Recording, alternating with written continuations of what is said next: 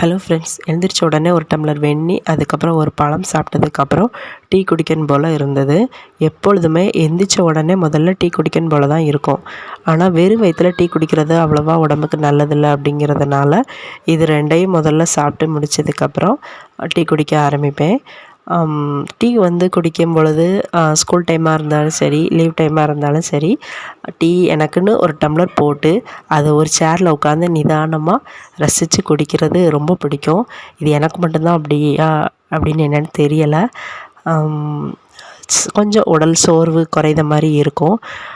அது ஒரு ஹேபிட்டாகவே ஆகிட்டு, சரி அப்படின்னு சொல்லிட்டு செடிகளுக்கெல்லாம் தண்ணி ஊற்றலாம் அப்படின்ட்டு மொட்டை மாடிக்கு போய் செடிகளுக்கு தண்ணி ஊற்ற போகும்போது தான் home seasoned with love Abhi sister ஞாபகம் வந்தது.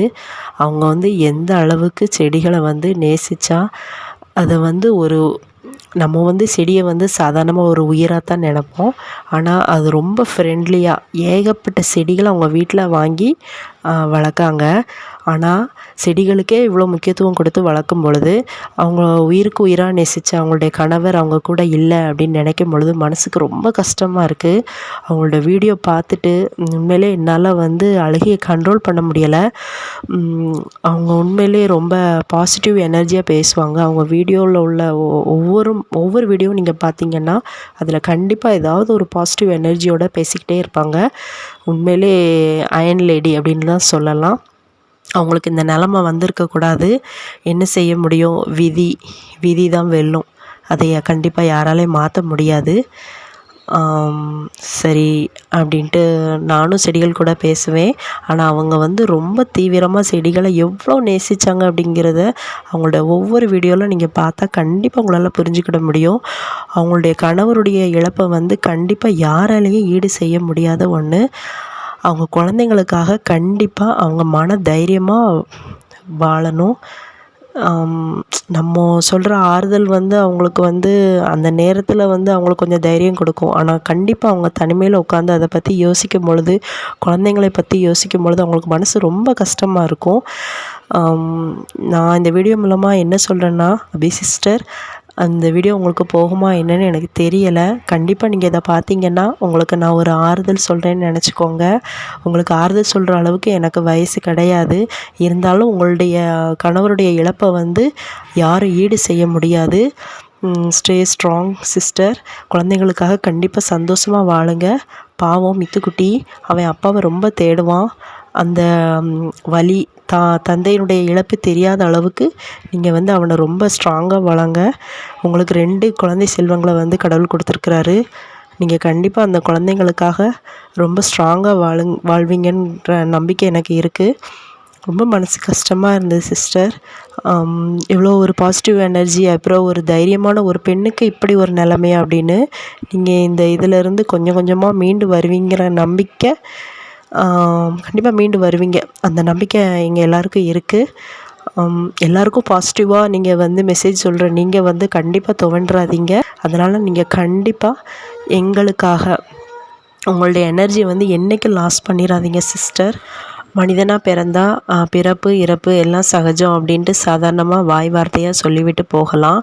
ஆனால் அந்த இடத்துல இருந்து அனுபவித்தவங்களுக்கு தான் அதனுடைய வலி முழுமையாக தெரியும். எனக்கு என்ன சொல்லி உங்களுக்கு ஆறுதல் சொல்லணுன்னே புரியலை. சாரி சிஸ்டர், நான் எதுவும் தப்பாக பேசியிருந்தா சாரி. உங்களுக்குள்ளே நீங்களே நிறைய தைரியத்தை வளர்த்து வச்சுக்கோங்க. ஏன்னா உங்கள் அப்பா அம்மா 2 பேருக்கும் வயசாயிட்டு, அது மட்டும் இல்லாமல் உங்கள் மாமனார் மாமியார் இவங்களுக்கு நீங்கள் தான் கண்டிப்பாக சப்போர்ட்டாக இருக்கணும். அவங்களுடைய பையனுடைய இழப்பு கண்டிப்பாக அவங்களுடைய தாய்க்கும் தகப்பனுக்கும் மிகப்பெரிய இழப்பு தான். நீங்கள் உங்கள் அப்பா அம்மாவுக்கு ஒரே பொண்ணுன்னு சொல்லியிருக்கீங்க. அதனால் உங்களை நினச்சி தான் கண்டிப்பாக கவலைப்படுவாங்க. அந்த இதே தெரியாத அளவுக்கு தன்னுடைய பேரன் பேத்திகளை பார்த்து அவங்க மனசு சந்தோஷப்படுற அளவுக்கு நீங்கள் அவங்கள ஸ்ட்ராங்காக்கி வைங்க. கண்டிப்பாக உங்களோட சப்போர்ட் உங்களுக்கு வேணும். குழந்தைங்கள நம்ம தமிழ்நாட்டில் கூட்டு நம்மளுடைய சொந்த பந்தங்கள், அதுக்கப்புறம் தன் உறவுகளோடு வளர்க்கும் பொழுது அவங்க கொஞ்சம் அந்த வலி தெரியாமல் இருப்பாங்க. ஸ்ட்ராங்காக இருங்க சிஸ்டர். இதை தவிர எனக்கு வேறு என்ன சொல்கிறதுன்னு தெரியலை. தனி ஒரு பெண்ணாக 2 குழந்தைங்களையும் வளர்க்கணும் அப்படிங்கிறது ரொம்ப ரொம்ப கஷ்டமான ஒரு காரியம்தான். என்ன செய்ய முடியும்? நம்ம கொண்டு வந்த விதி, நமக்கு எழுதப்பட்ட விதியை வந்து கண்டிப்பாக நம்ம நிறைவேற்றி தான் ஆகணும். குழந்தைங்களுக்காக நீங்கள் உங்களை கண்டிப்பாக ஸ்ட்ராங்காக காமிச்சிக்கோங்க. எந்த ஒரு கவலையும் குழந்தைங்கள்ட்ட வந்து அதை காமிச்சிடாதீங்க. தன்னுடைய தகப்பன் இல்லை அப்படிங்கிற ஒரு உணர்வு அவங்களுக்கு வந்து அந்த வலி வேதனை இல்லாத அளவுக்கு வந்து அவங்கள நீங்கள் ஸ்ட்ராங்காக வளருங்க சிஸ்டர். பாவம் அந்த சிஸ்டர் வந்து இந்த மாதிரி கவலையில் இருக்கும் பொழுது கூட அவங்க சேனலில் வந்து போட்டிருக்க ஒரு வீடியோவுக்கு ஒரு கமெண்ட் பார்த்தேன். அது பண்ணியிருக்கிறது ஒரு லேடி தான். அவங்க வந்து நீ இந்த மாதிரி சிம்பத்தி க்ரியேட் பண்ணி வந்து பணம் சம்பாதிக்கிற அப்படின்னு சொல்லியிருந்தாங்க. பாவம் அவங்க வந்து ஒரு கஷ்டத்தில் இருக்கும் பொழுது அவங்கள மேன்மேலும் ரொம்ப கஷ்டப்படுத்தக்கூடாது. இவங்களும் ஒரு பொண்ணு தானே, அப்போ ஒரு பொண்ணோட மனசு ஒரு பொண்ணு புரிஞ்சுக்கிடணும். இது கூட தெரியாமல் அவங்க வந்து அவங்கள ரொம்ப ஹர்ட் பண்ணுற மாதிரி ஒரு கமெண்ட் படித்தேன். எனக்கே மனசுக்கு ரொம்ப கஷ்டமாக இருக்குது. இந்த உலகத்தில் இப்படியும் மனுஷங்க இருக்கத்தான் செய்கிறாங்க அப்படின்னு தோணுது. பல்லு வலி அப்படின்னு சாதாரணமாக நம்ம சொல்லிடலாம். ஆனால் அந்த பல்வலி வந்தவங்கள்ட்ட தான் அதனுடைய வந்து வருத்தம் தெரியும், அதனுடைய கஷ்டம் தெரியும்.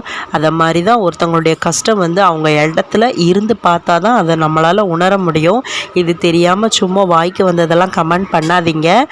யாரையும் இப்படி செய்யக்கூடாது. கண்டிப்பாக அந்த மாதிரி ஒரு சிச்சுவேஷனில் வந்து யாராக இருந்தாலும் மனசு ரொம்ப கஷ்டப்படுவாங்க.